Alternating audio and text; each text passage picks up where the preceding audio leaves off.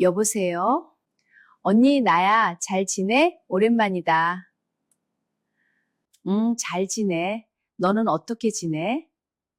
나도 그냥 그렇지 뭐.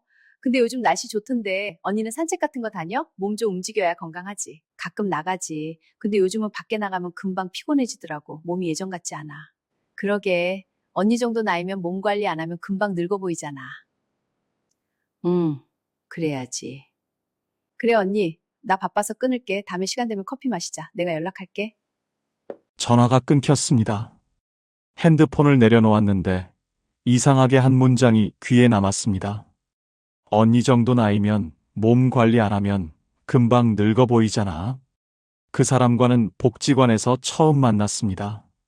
제가 프로그램 수업을 듣고 있을 때였는데 그 사람이 먼저 말을 걸었죠. 언니, 여기 처음이세요? 저도 이번 달부터 시작했어요. 친절했습니다. 말도 잘 통했고 웃는 얼굴도 편안했습니다.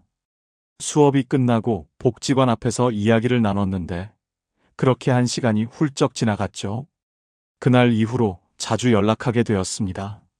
수업이 있는 날에는 복지관에서 만났고 없는 날에는 카페에서 커피를 마셨습니다. 한 달에 한두 번이던 만남이 어느새 일주일에 한 번으로 늘어났죠. 저는 그 시간이 좋았습니다. 오랜만에 편하게 얘기할 수 있는 사람이 생긴 것 같았으니까요. 그 사람도 저를 좋아하는 것 같았습니다.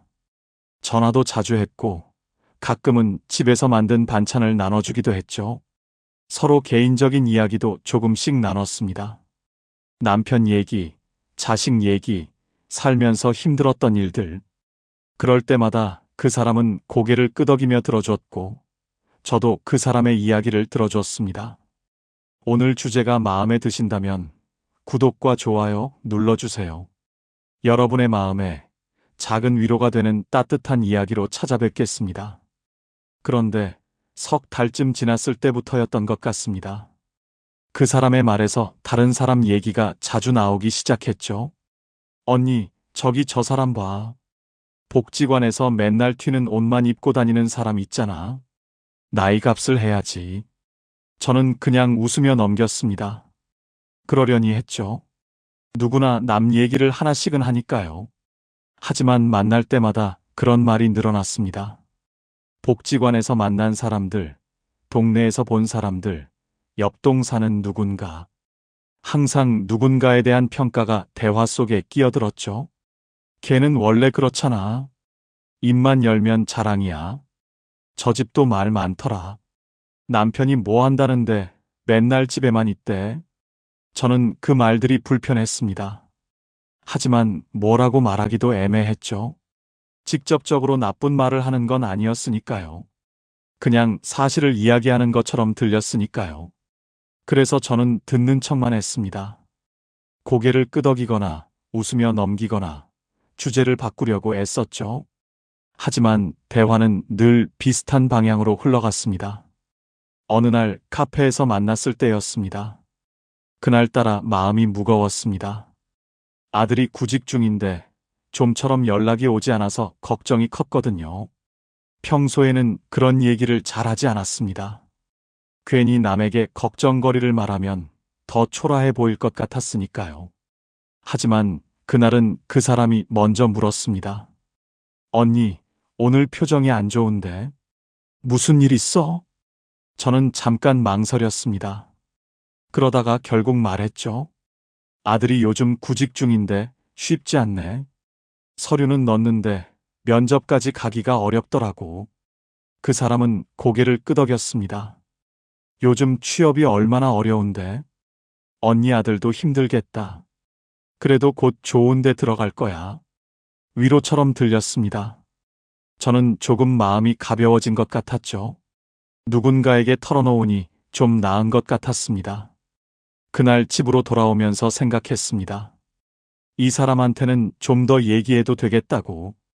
이제는 꽤 가까운 사이니까. 그렇게 믿었습니다. 그로부터 보름쯤 지났을 때였습니다. 복지관 로비에서 다른 수강생 한 분을 마주쳤죠. 그분과는 가끔 인사만 나누는 사이였는데, 그날은 먼저 말을 걸어왔습니다. 아, 언니. 아들 고시 공부 중이라며요? 힘들겠어요. 순간 발이 멈췄습니다. 고시 공부? 제가 언제 그런 얘기를 했던가요? 그분한테는 한 번도 개인적인 이야기를 한 적이 없었는데. 네. 어떻게? 아, 아니. 그냥 들었어. 요즘 젊은이들 취업이 얼마나 어려운데. 우리 조카도 그래서. 그분은 잠깐 이야기를 더 하다가 자리를 떠났습니다. 저는 그 자리에 서서 한참을 생각했죠. 누가 말했을까?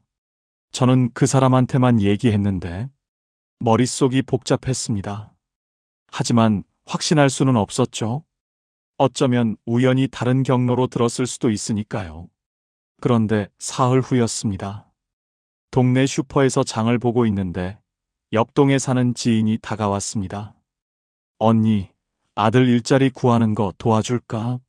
우리 남편이 작은 회사 하나 아는데. 또였습니다. 이번엔 확실했습니다. 제가 그분한테는 절대 그런 얘기를 한 적이 없었으니까요. 괜찮아요. 알아서 잘 찾고 있어요. 저는 웃으며 대답했습니다. 하지만 집으로 돌아오는 길에 가슴이 답답했죠. 제 이야기가 어떻게 이렇게까지 퍼진 걸까요? 며칠 동안 조심스럽게 주변 사람들에게 물어봤습니다. 직접적으로 묻지는 않았습니다. 그냥 가벼운 대화를 나누다가 자연스럽게 흘러가는 대로 들었죠. 그러다가 복지관에서 같은 수업을 듣는 다른 분에게서 들었습니다. 그분도 처음에는 말하기 조심스러워 했지만 제가 직접 물으니까 결국 말해줬죠. 언니, 그 사람이 그러던데요. 언니네 아들이 고시 공부한다면서 몇 년째 그러고 있대요. 솔직히 그냥 백수 아니냐고. 그 순간 숨이 멎는 것 같았습니다. 고시 공부라는 말은 제가 한 적이 없었습니다. 그냥 구직 중이라고만 했죠. 몇 년째라는 것도 사실이 아니었습니다. 아들은 지난해 대학을 졸업하고 이제 막 1년째 취업 준비를 하고 있을 뿐이었으니까요.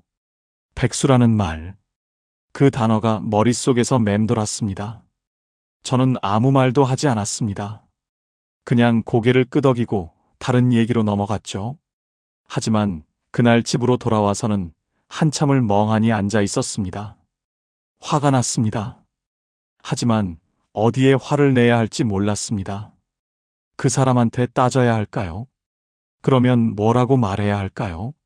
내가 언제 그런 얘기를 했냐고 물으면 그런 뜻으로 말한 게 아니다라고 할 게 뻔했죠. 아니면 다른 사람들한테 해명해야 할까요? 우리 아들은 백수가 아니다라고 말하고 다녀야 할까요? 그것도 우스웠습니다. 제가 왜 변명을 해야 하죠? 말은 끝났는데 관계는 그때부터 시작되었습니다. 그 다음 주였습니다.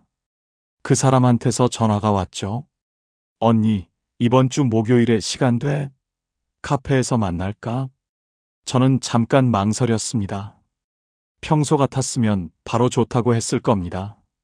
하지만 그날은 달랐죠. 미안해. 그날은 좀 바빠서.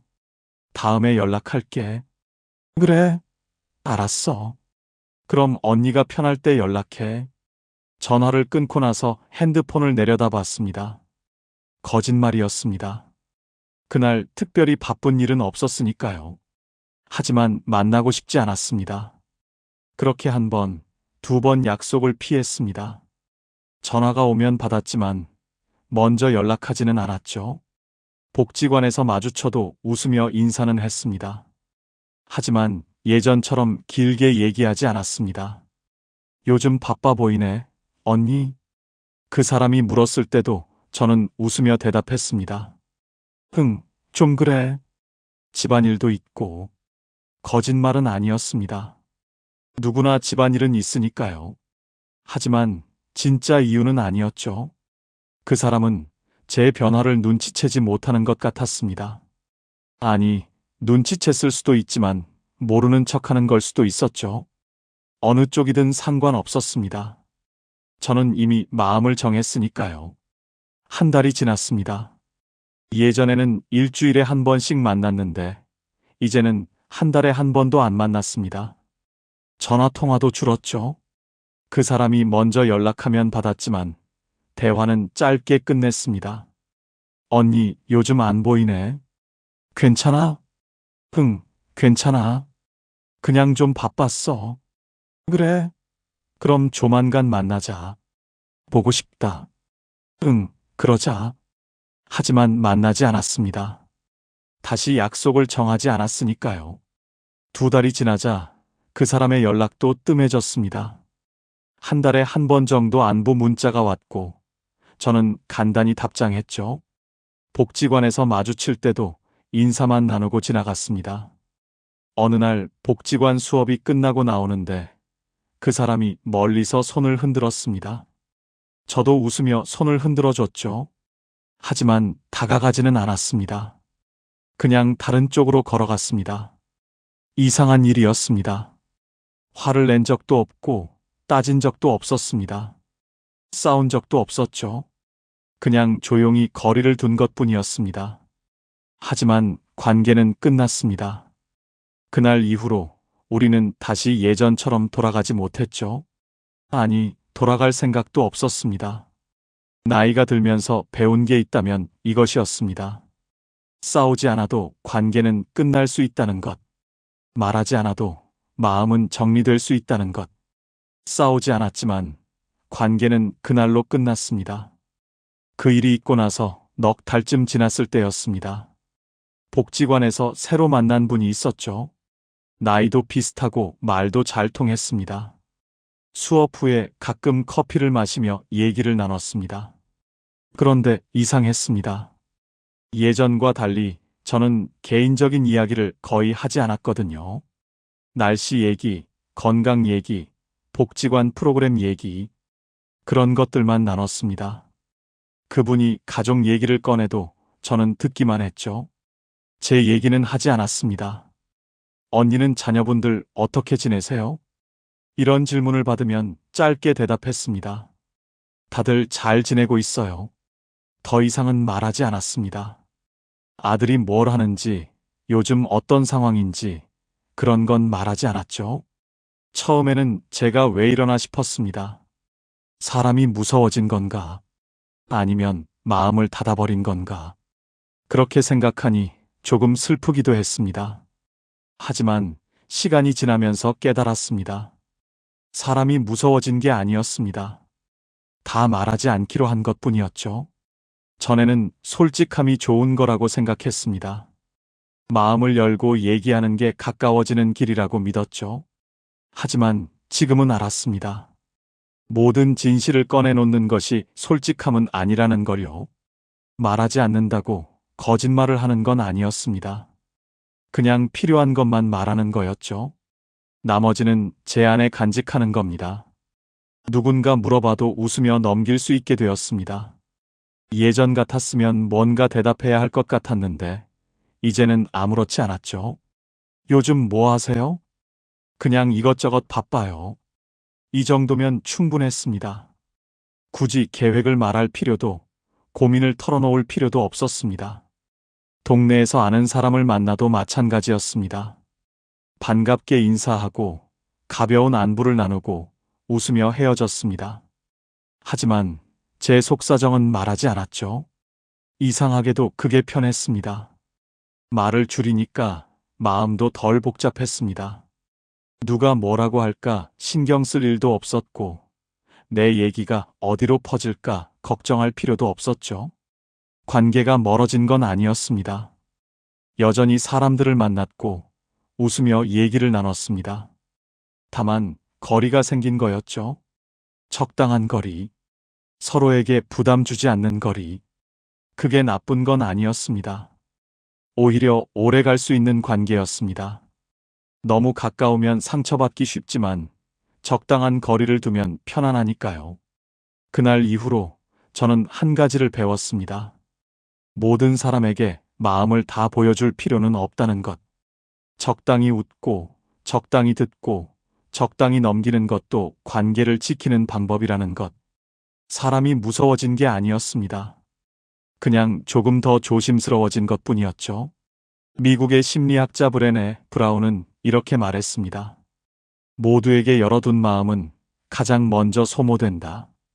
마음을 나누는 것과 마음을 소진시키는 것은 다릅니다. 모든 사람에게 전부를 보여줄 필요는 없습니다. 그렇게 한 달 보름쯤 더 지났습니다. 저는 자연스럽게 몇 가지를 말하지 않게 되었죠. 의식적으로 숨긴 건 아니었습니다.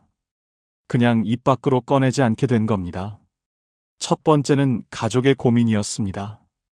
아들이 결국 회사에 들어갔습니다. 작은 회사였지만 괜찮았죠. 저는 기뻤습니다.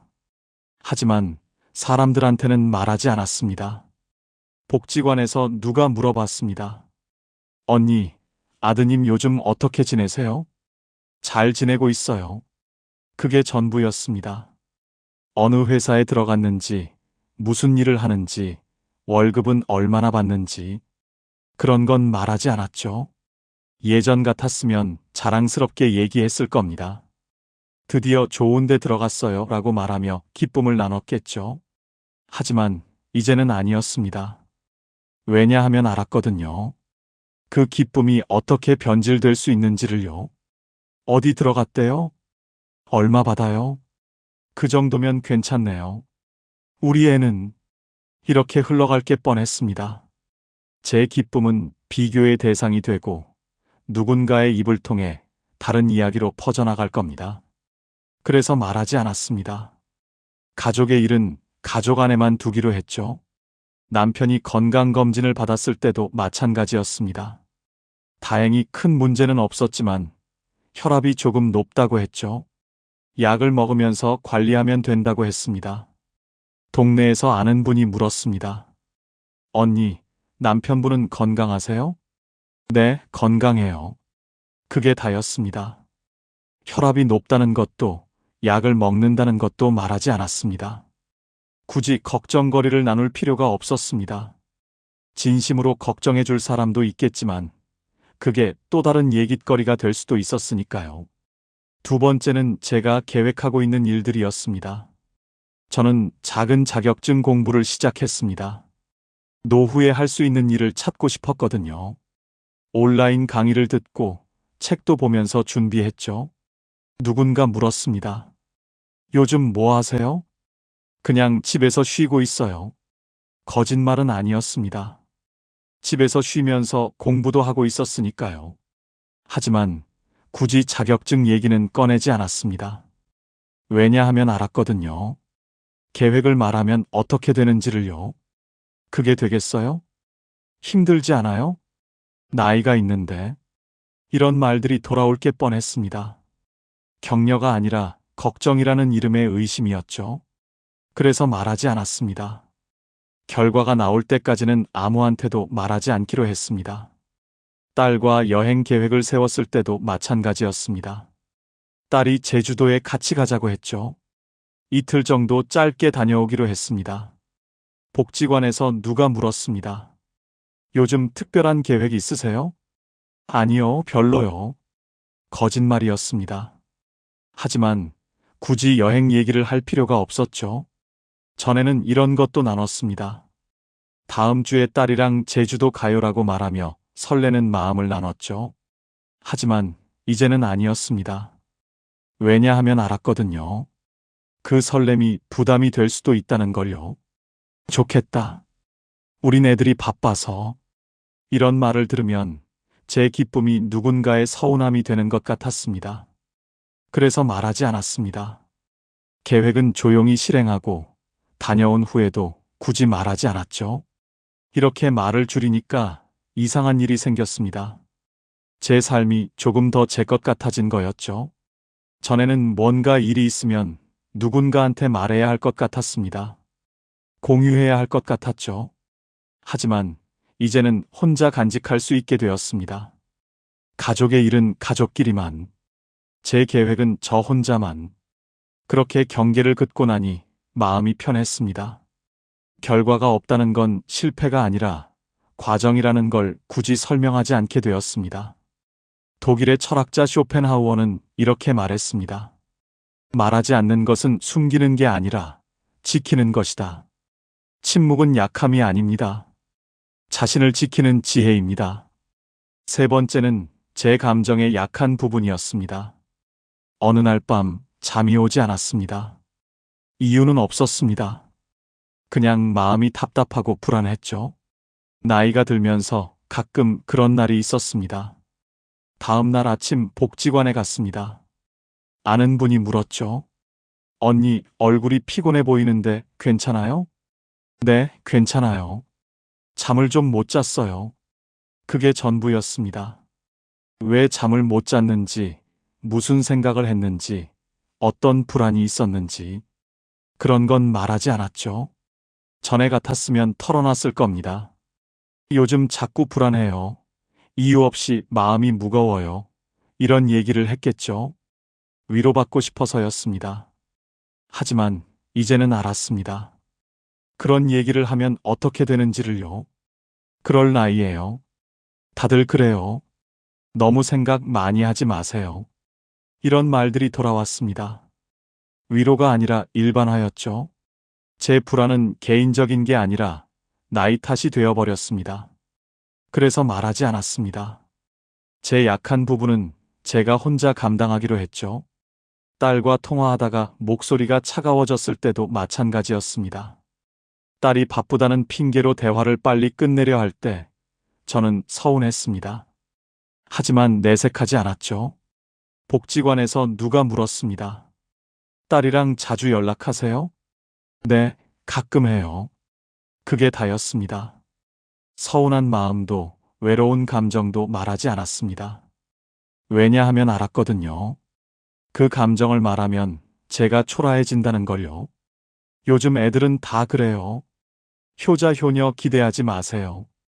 이런 말들을 듣고 싶지 않았습니다. 제 서운함이 흔한 일이 되는 게 싫었죠. 내 감정은 나만의 것이었습니다. 굳이 남에게 보여줄 필요가 없었습니다. 네 번째는 아직 결과가 없는 제 노력이었습니다. 저는 자격증 시험을 준비하고 있었습니다. 넉 달째 공부하고 있었지만 아직 시험을 보지는 않았죠. 언제 볼 수 있을지도 확실하지 않았습니다. 누군가 물었습니다. 요즘 특별히 하는 일이 있으세요? 아니요, 별로요. 거짓말이었습니다. 하지만 말하고 싶지 않았습니다. 전에는 말했을 겁니다. 자격증 공부하고 있어요 하면서 열심히 하고 있다는 걸 보여주고 싶었겠죠. 하지만 이제는 알았습니다. 결과 없는 노력을 말하면 어떻게 되는지를요. 힘들지 않아요? 나이가 있는데 가능할까요? 시험 어려운데. 격려가 아니라 의심이었습니다. 걱정이라는 이름의 불신이었죠. 그래서 말하지 않았습니다. 합격하고 나서 말해도 늦지 않았으니까요. 딸에게 영어 공부를 시작했다는 것도 말하지 않았습니다. 온라인 강의를 듣고 있었지만 아직 실력은 형편없었죠. 딸이 물었습니다. 엄마, 요즘 뭐 해? 그냥 집에 있지. 너는? 더 이상은 말하지 않았습니다. 영어 공부 얘기를 꺼내면 딸이 뭐라고 할까봐 두려웠습니다. 엄마, 왜 그걸 해? 그게 무슨 소용이에요? 이런 말을 들을 바에야 차라리 말하지 않는 게 나았습니다. 과정은 보이지 않는 게 좋았습니다. 실패할 수도 있고 포기할 수도 있으니까요. 결과가 나오면 그때 보여줘도 충분했습니다.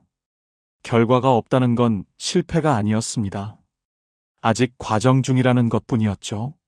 하지만 그걸 굳이 설명할 필요는 없었습니다. 프랑스의 작가 앙드레 지드는 이렇게 말했습니다. 어른의 침묵은 참는 것이 아니라 더 이상 증명하지 않겠다는 뜻이다. 나이가 들면 알게 됩니다. 모든 것을 설명할 필요가 없다는 것을요. 1년이 지났습니다. 저는 여전히 복지관에 다녔습니다. 프로그램도 듣고 사람들도 만났죠. 하지만 예전과는 달랐습니다. 친한 사람이 줄었습니다. 자주 만나는 사람도 줄었죠. 전화도 덜 하게 되었습니다. 외롭지 않았냐고요? 가끔은 그랬습니다. 혼자 집에 있을 때 문득 누군가와 얘기하고 싶을 때가 있었죠. 하지만 불편하지는 않았습니다. 오히려 편안했습니다. 관계의 수가 줄어드니까 비로소 마음에 여유가 생겼습니다. 누가 뭐라고 할까 신경 쓸 일이 없었죠. 내 얘기가 어디로 퍼질까 걱정할 필요도 없었습니다. 복지관에서 사람들을 만나도 부담스럽지 않았습니다. 웃으며 인사하고 가벼운 얘기를 나누고 편하게 헤어졌죠. 언니, 요즘 어떻게 지내? 잘 지내? 너는? 나도 잘 지내. 이 정도면 충분했습니다. 서로의 안부를 확인하는 것만으로도 관계는 유지되었습니다. 깊은 얘기를 나누지 않아도 괜찮았습니다. 개인적인 고민을 털어놓지 않아도 괜찮았죠. 적당한 거리를 유지하면서도 따뜻하게 지낼 수 있었습니다. 동네에서 아는 사람을 만나도 마찬가지였습니다. 반갑게 손을 흔들고 짧게 안부를 묻고 웃으며 지나갔습니다. 전에는 뭔가 더 해야 할 것 같았습니다. 카페라도 가자고 해야 하나, 밥이라도 먹자고 해야 하나. 하지만 이제는 그렇지 않았습니다. 가벼운 인사만으로도 충분했습니다. 서로 부담 주지 않으면서도 좋은 관계를 유지할 수 있었죠. 그렇게 1년을 보내고 나니 깨달았습니다. 관계는 많다고 좋은 게 아니라는 것을요. 적은 수의 사람과 편하게 지내는 게 더 좋았습니다. 서로 비교하지 않고 험담하지 않고 존중하는 사람들과 말이죠. 제 이야기를 다 하지 않아도 괜찮았습니다. 제 마음을 다 보여주지 않아도 괜찮았죠. 적당한 거리를 두면서도 따뜻할 수 있었습니다. 지금 저는 조용하지만 가볍습니다. 사람이 무서워진 게 아니라 조심스러워진 것뿐입니다. 마음을 닫은 게 아니라 경계를 그은 것뿐이죠. 누군가는 이렇게 말할지도 모릅니다. 그렇게 살면 외롭지 않아요? 외롭지 않습니다. 오히려 평온합니다. 전에는 사람들 사이에 있어도 외로웠습니다. 말은 많이 했지만 마음은 편하지 않았죠. 하지만 지금은 혼자 있어도 편안합니다. 관계는 줄었지만 소음도 사라졌습니다.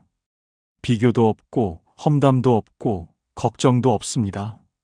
제 삶이 온전히 제 것이 된 느낌입니다. 나이가 들면서 배운 게 있다면 이것입니다. 숨기는 것은 도망이 아니라는 것, 나를 보호하는 기술이라는 것, 말하지 않는 것은 거짓이 아닙니다. 지키는 것입니다. 심리학자 칼 융은 이렇게 말했습니다. 관계의 수가 줄어들 때 비로소 마음의 면적이 보인다. 많은 관계보다 깊은 평온이 더 소중합니다. 적은 수의 관계로도 충분히 따뜻할 수 있습니다. 오늘 이야기가 여러분의 마음에 작은 위로가 되었기를 바랍니다. 어떤 관계를 조용히 내려놓으셨는지, 어떤 것을 말하지 않기로 하셨는지 댓글로 나눠주셔도 좋겠습니다. 구독과 좋아요로 함께 해주세요.